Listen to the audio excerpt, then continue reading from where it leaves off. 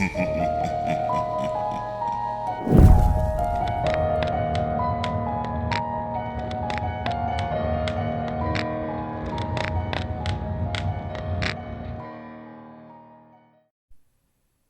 must have been the most run-down, filth-ridden motel room that I had ever seen. The kind of place where cockroaches didn't feel the need to scatter at the flash of a light bulb. I wouldn't be surprised if a whole civilization of the nasty things were living between the walls, laying their repulsive egg sacs wherever they pleased, and multiplying faster than an Asian kid on Adderall. I was seated at the edge of the bed, shifting uncomfortably atop its warped mattress while trying to ignore the rank funk radiating from a pile of unwashed sheets bundled up in the corner. It was the type of room that people did everything but sleep in. That was fine by me, though. I didn't come there for some shut-eye. In my left hand was a half-drunk bottle of Jack Daniels. In my right, a .32 caliber Smith & Wesson. The extraordinarily depressing location was poetically fitting in a way. I was extraordinarily depressed, after all. It was my wife who was the cause of my misery. She had broken my heart, leaving me with nothing but a vacant, grief-stricken soul, like a teenager who listens to Fall Out Boy and writes poetry on Tumblr. For a while, suspicions of infidelity had loomed over our marriage, but I had always chalked up my conjectures as nothing more than paranoid delusions. They say denial is the best remedy for heartache, and it wasn't until I stumbled across a series of implicitly sexual emails between her and the pastor of our church, a married man in his own right, that I was faced with the morbid reality of my wife's secret sexcapades. Pastor Alonso was a slick, fast-talking, cutthroat shark who dressed more like a U.S. senator than a man of the cloth. He pulled in a far bigger salary than one might expect a holy man to earn. A lot of people would be surprised to find out just how profitable the preaching business can be, especially when you head up the second biggest megachurch in California. Alonso had a taste for life's opulent luxuries and wasn't afraid to flaunt it. It wasn't uncommon for him to drive a Mercedes-Benz to church or show off his collection of Rolex watches during Sunday services. Guess that's why my wife gravitated towards him. She always did have a weak spot for material things. There was one thing that all the pastor's money couldn't buy him, though. You see, that was kids of his own. His wife Darcy's on-again, off-again battle with the big C had thrown a monkey wrench into his plans to start a family, but recently her cancer had taken a turn for the worse, and while she lied up in the hospital on her deathbed, the pastor and my wife were getting together for some extra Bible study sessions. When I confronted my wife about the emails, things got ugly. Names were called, expletives were hurled, and threats were thrown out, by her mostly.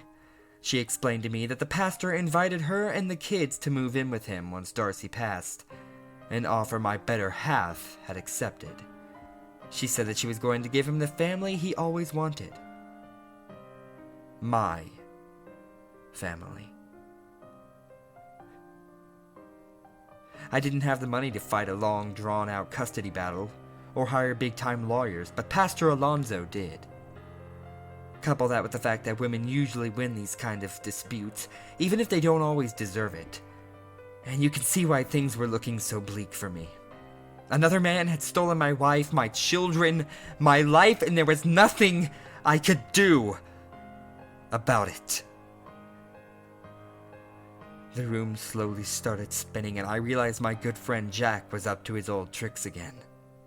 Nausea was beginning to settle in, and I didn't want to spend my last moments alive vomiting the Carl's Jr. cheeseburger that I'd wolfed down an hour earlier, so I decided to stop stalling and finish what I came there for. I placed the revolver's barrel in my mouth and rested my finger on the trigger. In case you were wondering if my life flashed before my eyes, allow me to be perfectly blunt. It didn't. And I was thankful for it, too. I'd have rather taken a bubble bath with Bruce Valanche and Ron Howard's little brother than relive all the agony that woman put me through.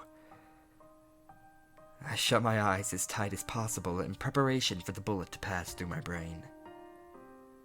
They say that he who hesitates is lost.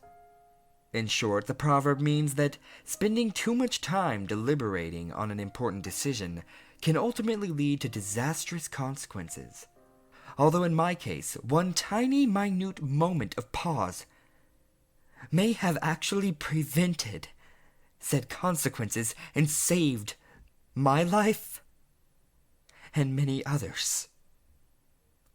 The cold, metallic taste of the revolver's barrel on my tongue caused me to question my actions for only the briefest of seconds, but sometimes even that can be more than enough time to change a man's fortunes. And as I sat there trying to talk myself into pulling the trigger, the telephone in my motel room began to ring. I slid the gun out of my mouth, sat good old Jack, the only friend I had left, down on the nightstand, and answered the phone. Hello? I said in my best possible not about to kill myself voice. Oh, Jacob! Oh, I'm so glad you picked up. I had no idea who the voice on the other line belonged to. I never heard it before, but whoever it was, they seemed to know who I was. Listen, Jake, he continued, before you go and redecorate the walls with the inside of your skull, we need to have a talk first.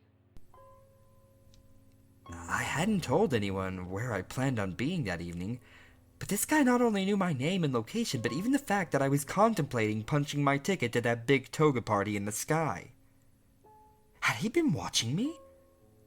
I needed some answers. Using every working brain cell in my head, I came up with the most rational, thought-out, intelligent question that I could construct.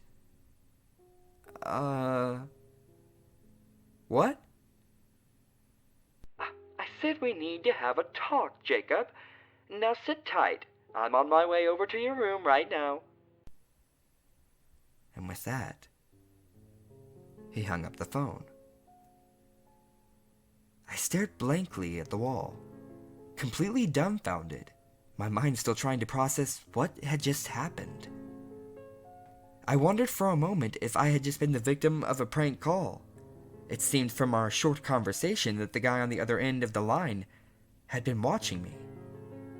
My first inclination was that he might have been some sort of pervert. After all, the motel wasn't exactly a 4-star accommodation, and I did notice that the place looked to be a magnet for weirdos, freaks, and other types of seedy characters when I checked in. I took a swig of liquid courage. For some reason, I always felt braver when Jack was around. Knock, knock. The knock on the door nearly caused me to lose control of my bowels. That double Western bacon cheeseburger was coming out one way or the other. I tried to convince myself that I was just being neurotic, but something about the call made me feel uneasy. I had become aware of a dark, inexplicable feeling that began bubbling from within the pit of my stomach the moment the phone first rang. An awful combination of dread, fear, hate, and a myriad of other terrible emotions, all slimmering together into some kind of unspeakable brew. "Who is it?" I called out. No one answered. I waited for a response and then tried again, this time with a little more bass in my voice. "Who is it?" Knock, knock. I stood up from the bed, tucked the gun into the waistband of my pants, and zipped up my jacket, making sure it was properly concealed before making my way towards the door. Knock, knock. I said, "Who is it?" "Housekeeping." The voice on the other side of the door sounded like it belonged to an elderly Hispanic woman. "Oh." I chuckled at myself for letting a maid get me so riled up. "Please come back later. Thank you." Knock, knock. "Housekeeping." I said, "Come back, please." "I clean now?" By this point, the woman was seriously trying my patience. Either she didn't speak English or she was a complete idiot. "I come in?" "There's a sign on the doorknob. Can't you read?" I swung open the door, ready to give the woman a piece of my mind. "It says, 'Do not There was no one in the hallway. I leaned my head out of the room to see if the irritating maid wasn't bothering some other poor sap, but the corridor was as empty and barren as a Blockbuster video store. Convinced that I had officially lost my mind, I retreated back inside and closed the door behind me. Knock, knock. Not a second later, the knocking started up again. Housekeeping! Go away! I shouted at the top of my lungs. Where had she come from? Just moments earlier, I was alone in the halls. Knock, knock. I changed towels? Listen, please, just leave me alone, I begged. There's no way in hell I'm letting you in. It was getting harder and harder to ignore that strange, dark sensation that was still stewing inside my stomach. Knock, knock. I said, go away! Once more, I opened the door, and once more. There was not a cleaning woman in sight. This time, however, I was not alone. Doubled over and laughter before me was a teenage boy, no older than 16. He was wearing a forest green hoodie and a matching flat-billed baseball cap tilted off to the side, a fashion choice that made him look spectacularly douchey.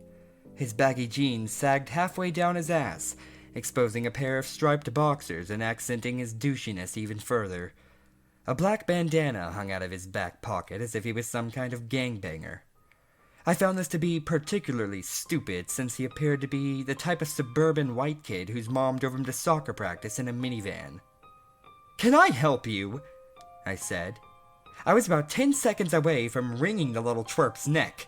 By the way he was convulsing in laughter, it was clear that he was the mastermind behind my harassment. "Oh, man!" he managed to squeeze out between breaths. "You should have seen yourself! You look like you just got caught with your dick in the family goat." "What?"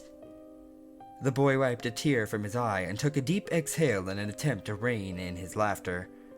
"Damn, did that go over your head? I'm sorry. Now that I think about it, the expression's a little before your time. You see, it originated in Scotland in the mid-1700s. A lot more people owned goats back then, so I guess it used to be funnier. But when you've been around as long as I have, it's hard to stay caught up with the latest lingo.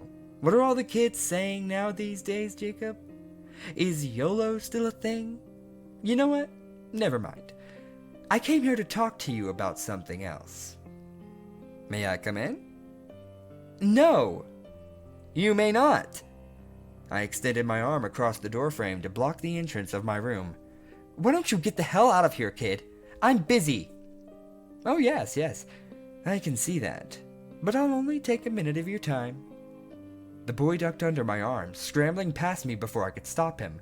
Once inside, he paused for a moment, surveying the room and smiling snidely to himself. Jeez, Jake, this place is a dump. Why in the blazes would you want to blow your brains out here? I personally would have chosen the Ritz-Carlton uptown if I was going to off myself. Oh, but not before ordering some of those delicious sweet potato truffle fries from the bar in the lobby. You've got about 3 seconds to get out of here, kid. I'm shaking in my boots. He giggled to himself briefly before continuing.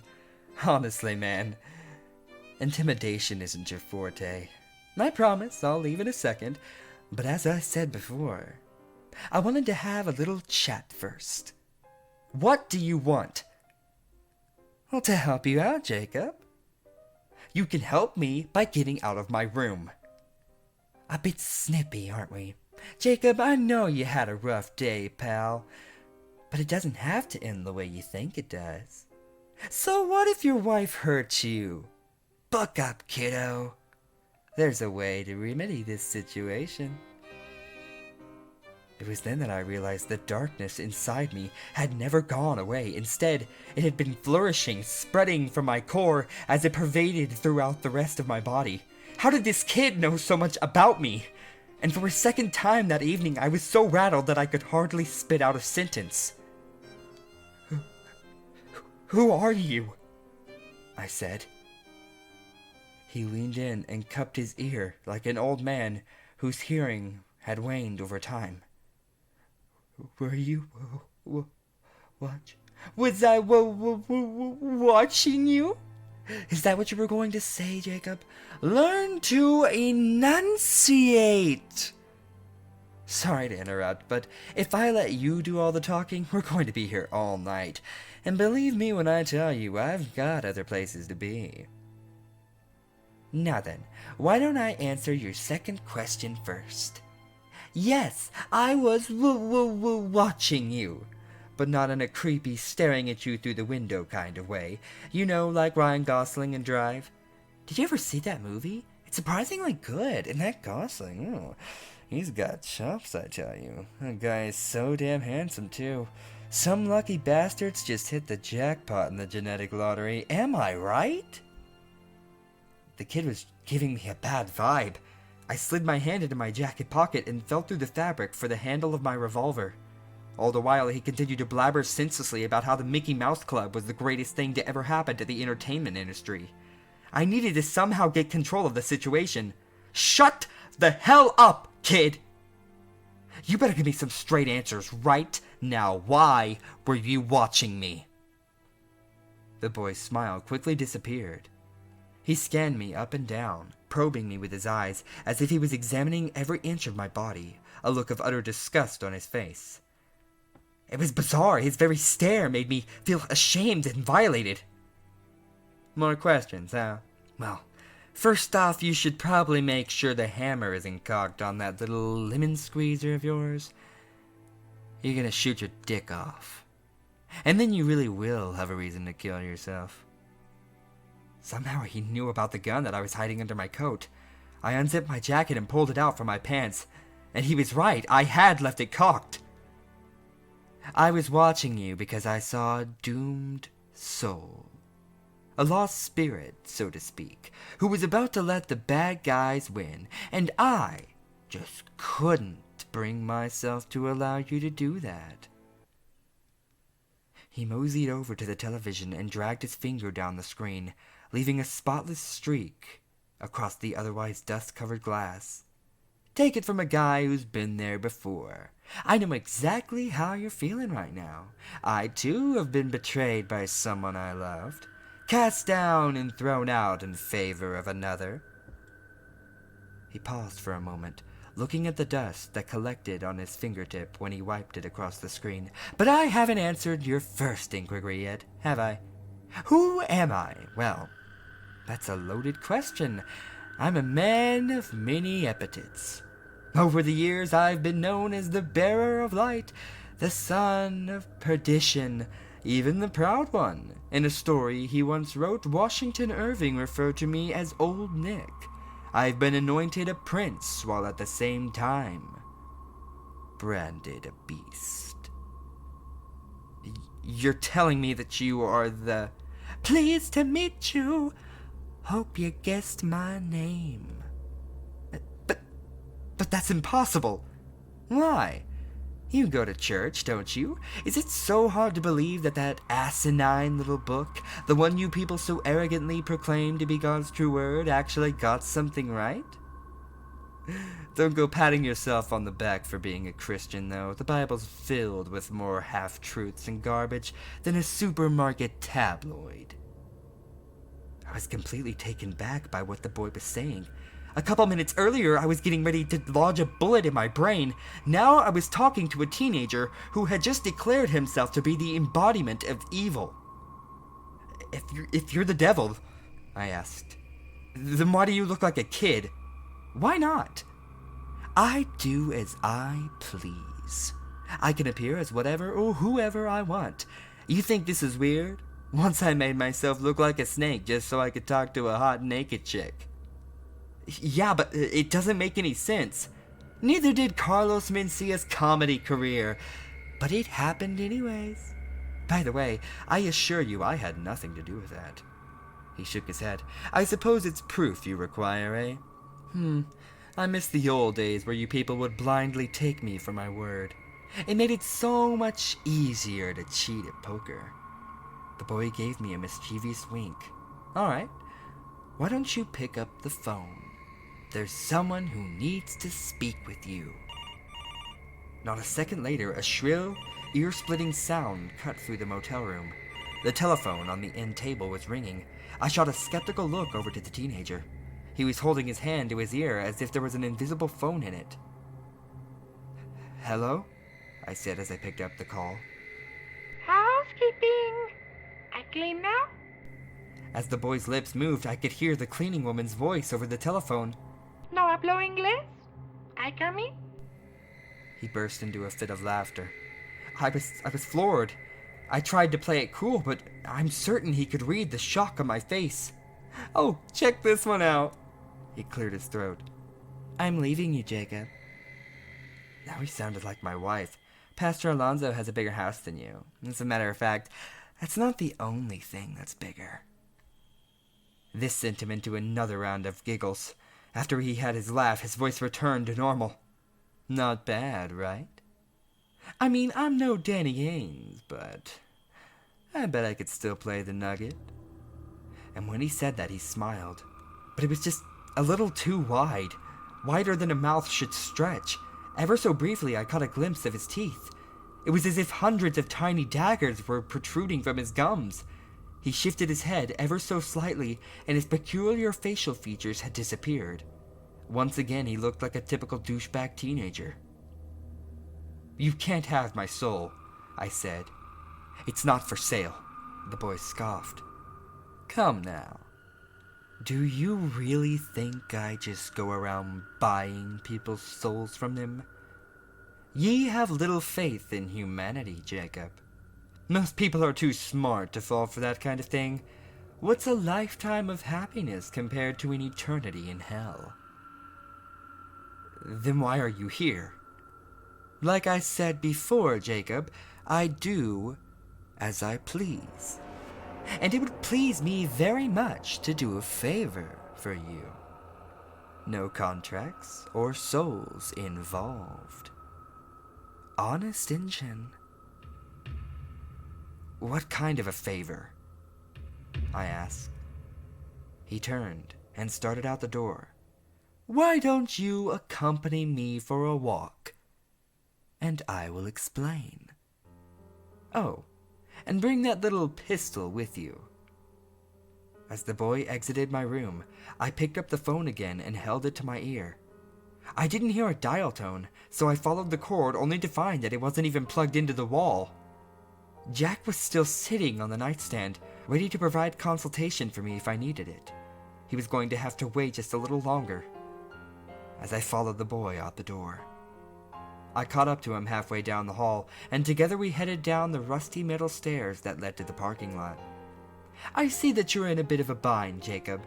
Your wife of 15 years is leaving you for that idiot pastor, and taking the kiddies with her. What were their names again? Oh, yes, Hunter and Elizabeth. Such darling children. Leave my kids alone." The mere thought of him mentioning my kids sent my anger into a tailspin. He stopped halfway down the stairs and jabbed a bony finger into my chest. "Listen here, tough guy. Just because I look like the lost member of the Backstreet Boys doesn't mean I won't turn into some sort of 10-foot-tall Lovecraftian monstrosity and bite your legs off if you continue to disrespect me. Capiche?" I nodded my head. "Good. I don't know what the fuss is all about anyways. I love children. And I'd have one of my own, but it's just so hard to find a suitable candidate to bear the Antichrist. There's something about heralding in a millennium of hell on earth and bringing about the apocalypse that turns most women off. The only people who ever volunteer for the job nowadays are nutballs and wackos, and trust me, Jake, I don't want no baby mama drama any more than you do."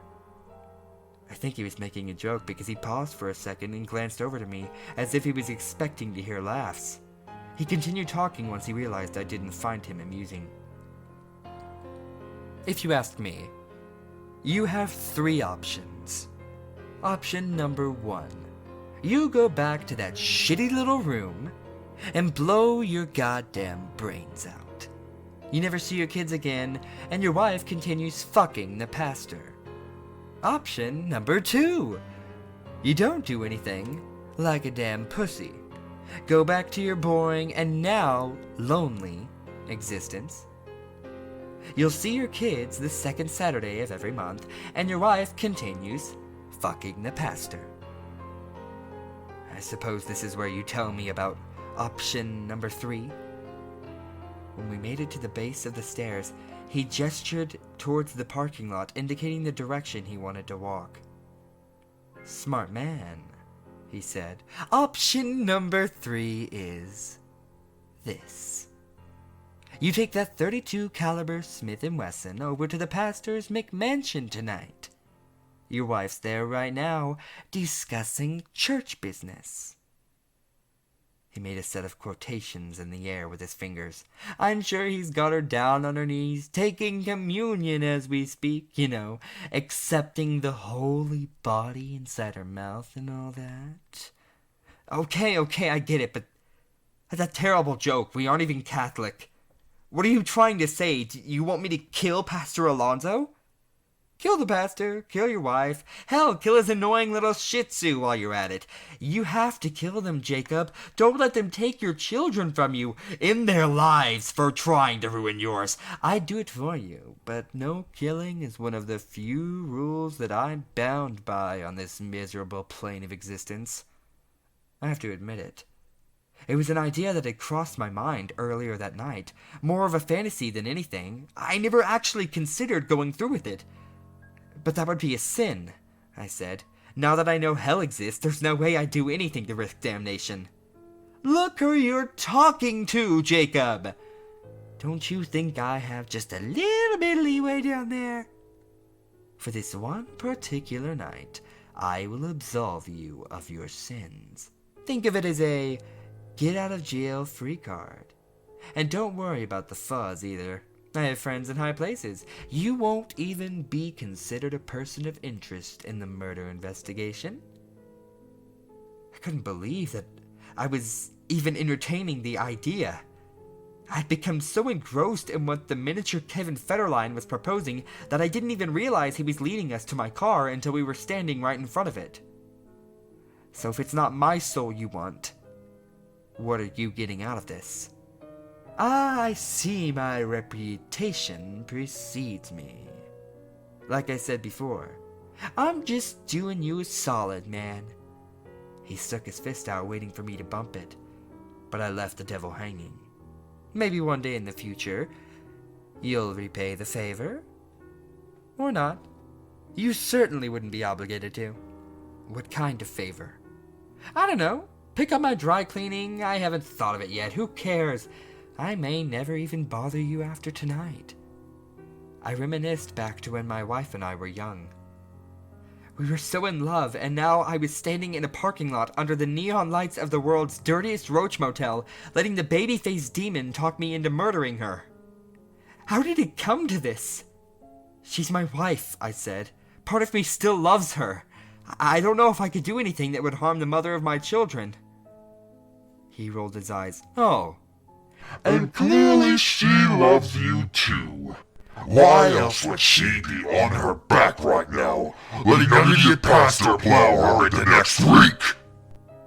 And when he said that, his voice got deeper, 1,000 octaves lower than anything I'd ever heard in my life. The sound was maddening. It made me want to bury my fingers into my ear canals until my eardrums burst. Your adulterous whore of a wife sins with that slimy, two-faced, sorry excuse for a human being as we speak. If that wasn't enough, she plans on ruining you by taking your children, and for what? Because you don't have a big house or a fancy car. She used you until something better came along, and she did the same thing to his wife. Hell is filled with men and women like them. Send them where they belong. Send them to me. It felt as though his voice was microwaving my brain from the inside. I grabbed my head and fell to my knees. The pastor sins in God's name, and you really sit there and do nothing? Send them to hell, Jacob. Send them to me, and I will make them suffer until the end of time. Okay. I'll do it. Excellent. His voice had conveniently reverted back to normal. Let's get started, shall we? I'll meet you at the pastor's house. I'd ride with you, but I'm the Lord of fucking Darkness, and you drive a Prius, so you know.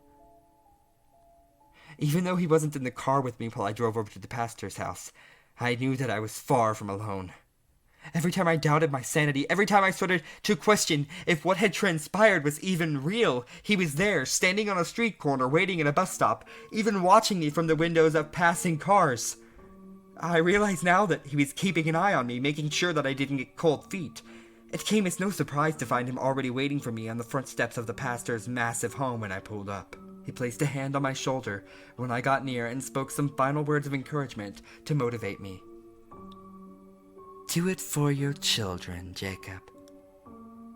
From the moment I nudged open the pastor's gaudy, oversized front door, I could hear he and my wife wailing away from the bedroom upstairs. I drew my gun and followed the moans up the stairs. Jeez, Jake, it sounds like a couple pigs getting slaughtered in there. Is that what it was like when you two used to bump uglies? I brushed off his inconsiderate quip and leaned against the door. The boy was licking his lips in anticipation. It seemed as if he wanted them dead worse than I did. Doubt began to seep into my mind. I was no killer. The very thought of murdering the mother of my children was beginning to make me feel sick. Perhaps sensing apprehension, he started whispering in my ear. Do it, Jake. Send them to hell. His words were easy to ignore. I was too busy thinking about my kids. Could I really take their mother away from them? Even though I had let the boy manipulate me that evening, I still had my free will. I knew that I had the power to walk out the front door if I wanted to. No one needed to die. Jacob, he who hesitates is lost. How could I even pull the trigger? For God's sake, I still love the woman. And that's when that dark, inexplicable feeling that had been growing inside me started to dwindle. In its place, I felt hope. Hope that maybe if I could talk to her, even hear her speak, I would come to my senses. And then, almost on cue, her voice rang out, resonating through the air like a magnificent melody plucked from the fingers of a master harpist. Fuck me, preacher man. I kicked in the door. My gun had 6 bullets, but it only took me 3. It would have been 2, but I couldn't resist the opportunity to relieve the pastor of his holy scepter. It's strange how draining murder can be. All I did was point my gun and pull a trigger, yet my body felt like I had just ran a marathon. I knew you had it in you, Jacob, but holy hell, I didn't expect you to shoot his dick off, too. Bravo. It wasn't his wisecrack that startled me. His voice had changed. It was deeper than a teenager's now, more dignified, too. Perhaps most alarming, it was a voice that I knew very well. One that I had in fact heard echo off the stained glass windows of my church every Sunday for years. Pastor Alonso's voice. I rolled around to see the man that I just shot, smiling at me from the doorway. Relax, he said as he entered the room. It's just me, Lucifer, king of the underworld, father of lies, yada yada yada. I looked back to the bed. The real pastor's bullet-riddled body still lied motionless next to my wife's corpse, their cadavers entwined within a set of tacky, blood-stained bedsheets. Why did you make yourself look like Pastor Alonso? I asked. Why does it matter? I do as I please. Before I had a chance at a follow-up question, the thunderous sound of the pastor's front door being slammed shut carried through the house and up to the bedroom. My heart began to race as a bevy of heavy footsteps made their way up the stairs. What the hell's going on? I demanded, but he didn't answer. The wicked grin painted across his face sent a wave of fright through my body. Do you have any idea what they're going to do to you in prison, Jacob? He said. 2 uniformed police officers strode into the room, and as the policemen made their way towards me, my panic began to intensify. All I could think about was wasting the rest of my life away in an orange jumpsuit and playing housewife at the behest of my cellmate, a tattooed skinhead named Knifeface. I still had 3 bullets left, and I knew that there was only one way out of the situation. I raised the revolver to my temple as the cops marched towards me. I don't know if I really would have pulled the trigger if they attempted to arrest me, but thankfully I didn't get the chance to find out, because instead of drawing their guns on me, they brushed right by without saying a word. I watched in awe as they started wrapping the pastor and my wife's bodies in the soiled silk sheets. To my surprise, they appeared to be cleaning up my mess. You-know-who fell to the floor and began howling. Ha! Now you really do look like you got caught with your dick in the family goat. He thrust a finger into my bewildered face. I'm just joshing you, Jake. These fine gentlemen are with me. Them 2. He motioned over to the doorway, and 2 more men that I hadn't noticed before, wearing plain clothes but still brandishing badges, were waiting in the doorway. Jerry, come over here for a second. The older, heavy-set man sauntered towards us. His somber face and reluctant gait made him look like a kid who just got caught with his hand in the cookie jar. The no longer baby-faced demon patted him on the back. Do you know who this man is, Jacob? I shook my head. Jerry here is the head of the police department. That means he's very important. Pleased to meet you, I said. I really wasn't. At that point, all I wanted to do was distance myself as far away from the pastor's house as possible and forget the whole night ever happened. The police chief remained silent. The shame and discomfort in his eyes told me the feeling was mutual. The demon gestured over to the other man still standing at the door. That guy over there just made detective. He turned his head in the detective's direction. Congratulations on your new promotion, Bill. The man looked away to avoid eye contact. Once again, he focused his attention on me. Guess who's going to be heading up your wife's murder case? What about the pastor? I asked. Who's going to be looking into his murder? He stretched his arms out and twirled around as if he was showing off a brand new coat. What are you talking about? Pastor Alonso wasn't murdered. He and his wife just decided to move away so they could do missionary work in Africa. See? Everything wraps up neat and tidy. And you get off scot-free. Now, Jacob, before you leave tonight, I wanted to speak to you about that favor. What? You know, we talked about this. I said that maybe one day I might ask you to return the favor I did for you. Yeah, I said. I remember. I guess I just didn't expect it to come so soon. Well, life's funny like that sometimes, Jacob. Don't worry, though. It's really nothing you can't do in your sleep. I'm not going to ask you to pick up and dispose of dead bodies like these guys. What do you want? He leaned in close and looked at me with a solemn expression on his face. Listen to me, Jacob, because this is the only favor I will ever ask of you. It is imperative that you never attempt to contact Darcy Alonso. Do you understand? What? His request had left me puzzled for numerous reasons.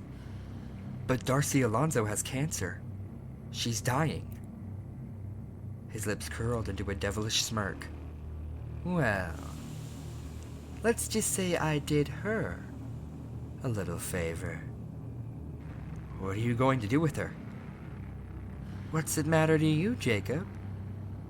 I do as I please. I waved my finger in his face. But you said I'm not obligated to listen to you, right? If I wanted to, I could go over to the hospital right now and tell Darcy about everything that happened tonight. Of course you can, Jacob. Like I said, there's no binding agreement between us. Your soul is yours and you're free to do what you want with it. As a matter of fact, I stake no claim to any of these men's souls. They're just people who were kind enough to repay the favors that I did for them. I've done favors for a lot of people, Jacob. Cops, judges, lawyers, even pedophiles who take pleasure in the rape and murder of children. Hey, that reminds me. Don't your kiddies walk home from school every day? And when he said that, He looked at me right in the eye. It was as if his stare caused my mind to play out 1,000 different scenarios, each one more heinous and vile than the last. It was like looking through a window into hell. "Darcy and I are going away," he continued. "All you have to do is forget about her. Forget about this entire night if you want. But don't forget that I'm always watching you, Jacob." He didn't need to say another word. The message was clear. I turned and exited the pastor's house without looking back. The next few hours were a blur to me. I remember driving back to my home, vomiting in the kitchen sink. That double Western bacon cheeseburger finally did make its escape, and passing out on the couch in my living room. My wife's body was found 48 hours after I shot her inside of a liquor store dumpster. Just as he said, I was never even considered a suspect. Her murder was pinned on a 19-year-old kid from the barrio. It took no more than a week for the jury to reach a guilty verdict, and he was sentenced to death. The kid is currently incarcerated and trying to appeal the jury's decision, but something tells me that he won't have any luck. I have a feeling that I'm not the only person who has a favor to repay. Darcy Alonso checked out of the hospital that evening and was gone by morning. Word around the church was that she and the pastor had believed her miraculous recovery to be a sign from God, so they set out across the globe to spread his message. But if you ask me, that story's a bigger load of bullshit than a politician making a campaign speech while rolling in a pile of fertilizer. 2 weeks after they left town, their house was put up for sale. It was hard for my children to lose their mother at such a young age, but they'll learn to get along without her. I think I've been doing a hell of a job as a single parent, cooking, cleaning, and taking care of them.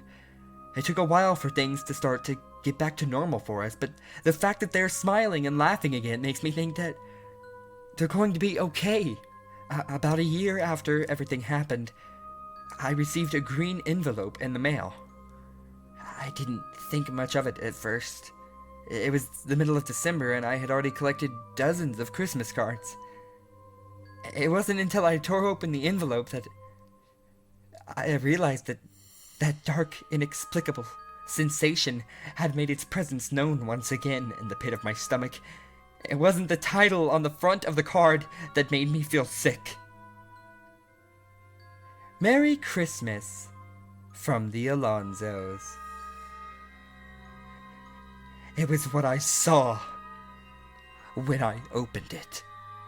The message was just one sentence long, but it hit me in the gut like a body blow from Mike Tyson. "The doctor says we're due to have the best Christmas ever." Attached to the card was a picture of Darcy and the pastor, wearing ugly Christmas sweaters and grinning from ear to ear. Darcy's sweater, however, was pulled up past her midsection, exposing her belly. She looked to be about 9 months pregnant.